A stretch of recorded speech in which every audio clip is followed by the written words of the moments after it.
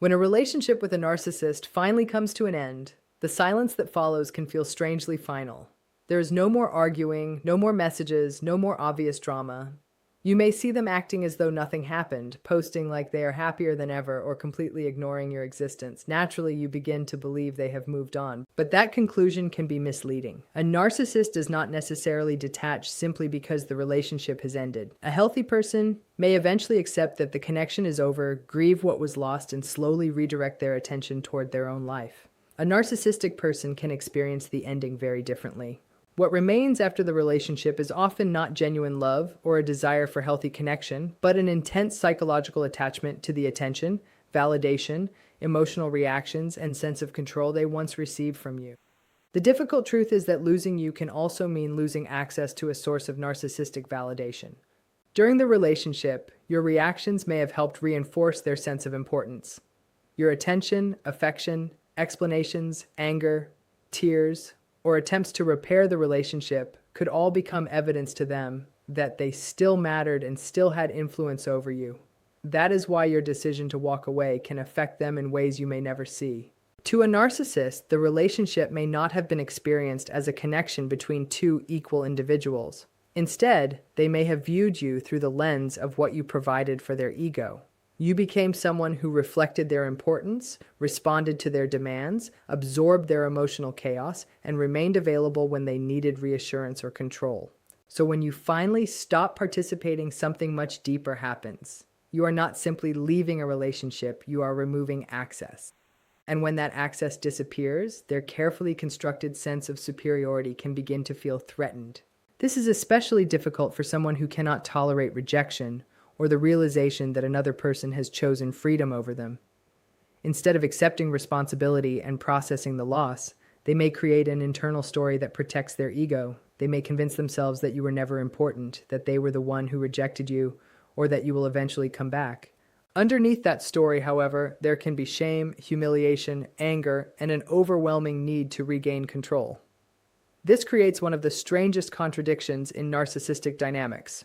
Your emotional independence can make you more interesting to them than your emotional dependence ever was. When you were constantly trying to explain yourself, defend your choices, get answers, or convince them to treat you differently, they knew they still had emotional influence. Your reactions gave them information. Your frustration showed them that they could still affect you. But when you become quiet, grounded, and emotionally unavailable, that source of reassurance disappears. You stop explaining, you stop chasing, you stop proving your worth, you stop reacting to provocations, and eventually you begin rebuilding a life that no longer revolves around them. That transformation can become deeply threatening because your peace demonstrates something they desperately do not want to accept. They no longer control your emotional world. The calmer you become, the less power their behavior has over you. The happier you appear, the harder it becomes for them to maintain the belief that they destroyed you. Your independence becomes a reminder that their influence was never permanent. This is where another behavior can begin to emerge: monitoring. One of the clearest signs that someone may still be psychologically preoccupied with you is a persistent need to keep track of what you are doing, even while pretending not to care. They may publicly act completely indifferent. They might tell mutual acquaintances that they are finished with you. They may boast about how quickly they move forward or make sure everyone knows how wonderful their new life supposedly is. If you encounter them directly, they may appear cold, detached, or almost excessively uninterested. But public behavior and private motivation are not always the same thing. Behind the performance, they may still want information about your life. They may quietly check your public social media activity, pay attention to changes in your appearance or lifestyle, watch what mutual acquaintances reveal, notice who you spend time with, or search for signs that you are struggling or signs that you are thriving without them. The important point is not to assume that every narcissistic person behaves identically. People differ, and not every act of curiosity means obsession. But when monitoring becomes repetitive, secretive, and connected to a history of manipulation or control, it can reveal that the person has not emotionally accepted their loss of access. They are no longer inside your life, so they attempt to observe it from the outside. They may want to know whether you miss them, whether you have replaced them, whether you are happier, whether you are dating someone else, whether you still talk about them, whether their absence has actually affected you. In other words, They are searching for evidence that they still matter, and this is why your silence can become so powerful. Silence does not give them the emotional information they once relied upon. They cannot easily determine whether you are angry, heartbroken, waiting, or completely finished. Your lack of reaction creates uncertainty, and uncertainty is extremely uncomfortable for someone who depends on controlling the emotional environment around them. The most important thing to remember, however, is that their possible fixation is not your responsibility. You do not need to monitor them in return. You do not need to decode every indirect message. You do not need to prove that you are happier, and you certainly do not need to return to the relationship just because they appear unable to let go. Your real victory is not making them obsessed with you. Your real victory is reaching the point where their obsession, indifference, performance, or silence no longer determines how you feel about yourself. When you reclaim your attention, your boundaries, and your peace, you take back something far more valuable than their approval. You take back ownership of your own life. They can become almost like invisible figures lingering around your digital world. They may quietly watch your public profiles, repeatedly check your social media, or appear among the first people viewing your stories after you post them. When openly watching you becomes too uncomfortable for their pride, they may change their approach. Instead of coming directly to your page, they might gather information through mutual acquaintances, casually bringing up your name in conversation just to discover what people know about you. In some cases, they may even use alternate or anonymous accounts so they can observe your life without revealing themselves. You may also begin noticing strange patterns that seem too consistent to be accidental. They suddenly appear at places you regularly visit, show up around familiar parts of your routine, or somehow seem to cross paths with you repeatedly. They may dismiss these encounters as coincidences. Another example could be an unexpected interaction with something from your past, such as liking an old photograph and then quickly removing the interaction. Rather than automatically assuming every strange event is intentional, pay attention to repeated patterns and respect your own boundaries. In manipulative relationships, indirect contact can sometimes function as a way of testing whether someone still has emotional influence over you. The goal may be to discover whether their presence can still make you anxious, angry, curious, or emotionally unsettled. And this is where your response matters most. The less emotional energy you give these behaviors, the less information they receive about your internal state. When you remain calm and continue living your life instead of reacting to every possible signal, you stop providing the emotional feedback that once made manipulation effective. Then, just when you begin to feel stable again, something unexpected may happen. The narcissist suddenly returns. It could be a casual message appearing after weeks or months of silence. It might be a supposed emergency that demands your immediate attention. Sometimes it comes in the form of an emotional apology that sounds remarkably sincere, thoughtful, and different from anything you heard during the relationship. This behavior is commonly called hoovering. The term comes from the idea of a vacuum cleaner pulling something back in, and it describes attempts to draw a former partner back into a relationship or emotional dynamic they had escaped. The timing can feel almost uncanny. You may have spent months missing them, questioning yourself, or hoping they would finally change. Then, the moment you genuinely begin rebuilding your life, they appear again. But remember something important. Not every unexpected message automatically means manipulation, and people are capable of genuine growth. What matters is whether their behavior demonstrates consistent accountability and respect for your boundaries, rather than simply producing emotional words. A manipulative Hoover often targets the exact vulnerabilities that once kept you connected. Suddenly, they remember the good memories. They become nostalgic. They may tell you how much they regret their behavior. They may promise that everything will be different this time. They can even offer the affection, reassurance, and validation you spent so long asking for while you were together. That is precisely why these attempts can be so difficult to resist. They are often speaking directly to the version of you that once desperately wanted to hear those words. But words alone do not prove transformation. A person can apologize without changing. They can miss your presence without understanding the damage they caused. They can promise a better future while still carrying the same patterns that destroyed the relationship in the first place. So instead of asking, "Do they miss me?" ask a more important question. Has anything actually changed? Because the purpose of manipulation is often not genuine reconciliation. It can be about reassurance, validation, and restoring a sense of influence. They may want to discover whether they can still provoke an immediate response from you. And that response does not have to be love. Anger works. Tears work. Confusion works. A long emotional explanation works. Even an attempt to prove that you have moved on can give them information about how deeply they still affect you. From that perspective, Any strong emotional reaction can become confirmation that the connection remains psychologically active. That is why your silence and boundaries can become so important. When you stop chasing, stop explaining, and stop trying to convince them of your worth, you remove yourself from the emotional game. Your attention returns to you, your energy returns to you, your future returns to you. And if they discover that they can no longer regain access through familiar tactics, the strategy may change. Instead of trying to control you directly, they may attempt to influence how other people perceive you. This is where a smear campaign can emerge. The narcissist may begin telling a completely different version of the relationship to mutual friends, relatives, co-workers, or other people within your social circle. They may portray themselves as the wounded one, exaggerate your mistakes, remove important context, or present themselves as the innocent victim of everything that happened. Suddenly, you are hearing that they were the one who suffered. They may claim you were unstable, selfish, cruel, impossible to please, or responsible for the entire breakdown of the relationship.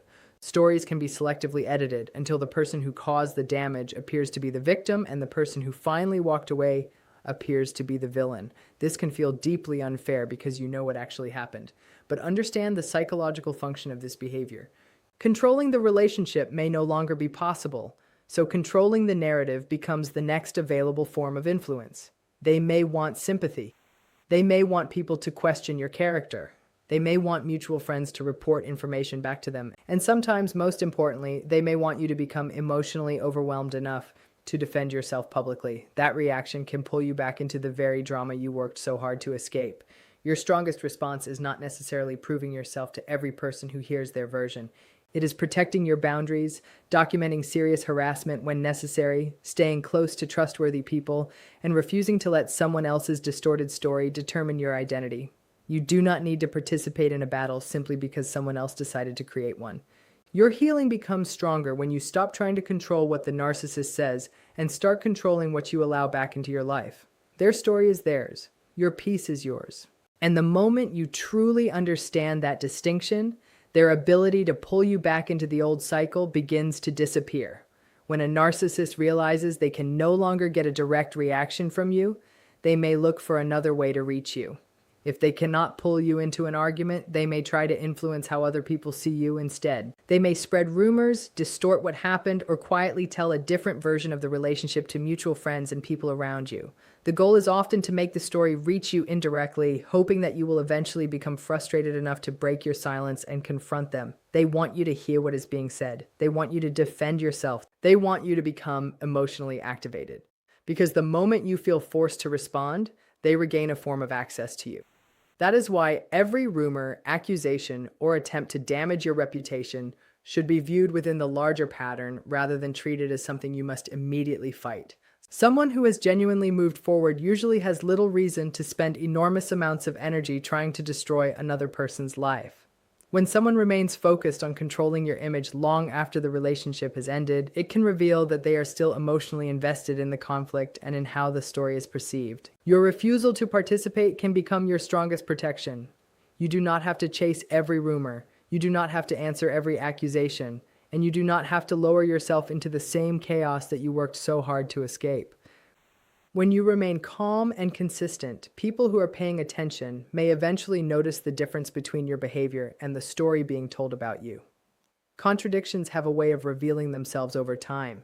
You cannot control every person's opinion, but you can control whether you continue giving the situation your energy. And eventually the entire dynamic begins to lose its power. The silence that follows the end of a relationship with a narcissist does not mean that you lost. It does not prove that they won. In many cases, that silence can be the beginning of something far more important, your freedom. The monitoring, the unexpected attempts to pull you back in, and the attacks on your reputation can all occur when someone realizes they no longer has the same access to you. But you should never build your healing around watching for their next move. Your goal is not to make them regret losing you. Your goal is to become so emotionally grounded that their behavior no longer controls the direction of your life. Keep your boundaries clear. Protect your peace. Stay away from unnecessary arguments. And continue moving forward. The power you thought you had lost was never permanently owned by them. It was your attention, your emotional energy, your choices, and your ability to decide what deserves access to your life. You can take those things back, and once you stop handing them over, they become much harder for anyone else to control. When a relationship with a narcissist ends, the sudden quiet can feel confusing. You may see no messages, no calls, and no obvious attempts to reconnect. Perhaps they appear completely unaffected. Maybe they seem happier than ever, as though the relationship never mattered. Looking at all of this, it is easy to assume they have simply moved forward and forgotten you. But silence does not always mean emotional detachment. A narcissistic person may struggle to let go when the ending also represents a loss of influence. While a healthy breakup can involve grief, acceptance, reflection, and gradual emotional separation, a narcissistic dynamic may remain psychologically active long after physical contact has stopped. That does not necessarily mean the person is secretly experiencing deep romantic love. Their attachment can be connected to something very different: the attention, validation, admiration, emotional reactions, and sense of control they associated with you. During the relationship, your attention may have reinforced their sense of importance. Your affection could reassure them. Your anger could prove that they still affected you. Even your attempts to explain yourself or repair the relationship could provide evidence that they still occupied an important position in your emotional world. So when you finally walk away, something changes dramatically. You are not simply ending communication. You are removing access. You are no longer available to provide the reactions they once depended upon. To someone operating from a strong sense of entitlement, that loss can be difficult to accept. Instead of seeing you as an independent person with your own needs, feelings, boundaries, and choices, they may have become accustomed to seeing you according to the role you played in their world. You provided attention, you absorbed emotional pressure, you reflected their importance, you responded when they pushed, then suddenly you stop. The messages no longer receive answers. The provocations no longer produce arguments. The guilt no longer makes you return. The emotional games no longer determine your decisions. And that can create a painful confrontation with reality. You are no longer under their influence. Your silence therefore becomes much more than the absence of words. It becomes a boundary. Your distance becomes evidence that they cannot automatically access you whenever they want. And your decision to continue living your life becomes proof that your future does not depend on their approval. This is why the most important thing you can do after leaving a toxic relationship is not obsess over what the other person might be thinking. Do not spend every day checking their pages, decoding their behavior, or waiting for their next attempt to return. Bring your attention back to yourself. Heal without performing your healing for anyone. Build your life without needing them to notice. And let your peace become something you protect rather than something you use to prove a point. Because the real ending is not when the narcissist stops watching, stops talking, or finally disappears. The real ending is when their behavior no longer determines how you see yourself. That is when the silence stops feeling frightening. It starts feeling like freedom.